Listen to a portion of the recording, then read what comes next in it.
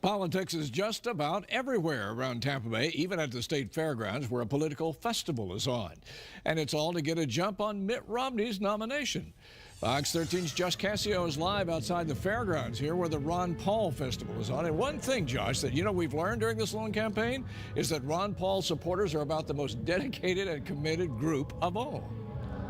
There's no doubt about it, John. We've seen that firsthand today while we were out here. I can tell you right now, the final band is on stage here at the Paul Festival, so things beginning to wrap up. But we've been here since about 3 o'clock this afternoon, and I can tell you, an event like this is so much different than a typical Democrat or Republican event. The vibe is totally different at an event like this. Now, again, things beginning to wrap up here. Say what you will, though, about Ron Paul and his supporters, but they are incredibly passionate about the message and even more passionate about the man himself.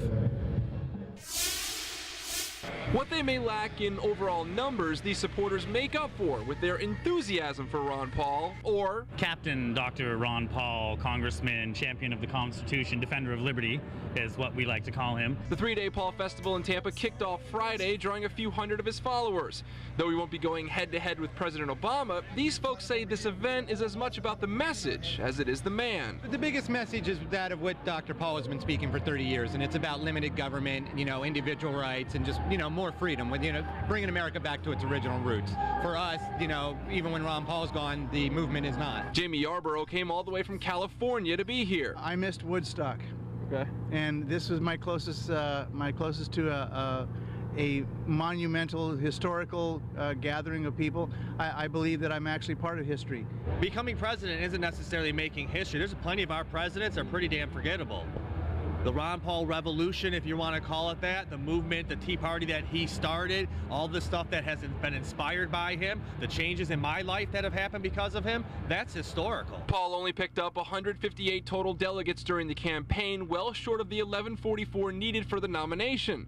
The two men who will go head-to-head didn't get much praise from this crowd. I'm not that excited about the RNC. To us, we're not very excited about Obama or Mitt Romney. I'm sorry, we get those confused sometimes. Right.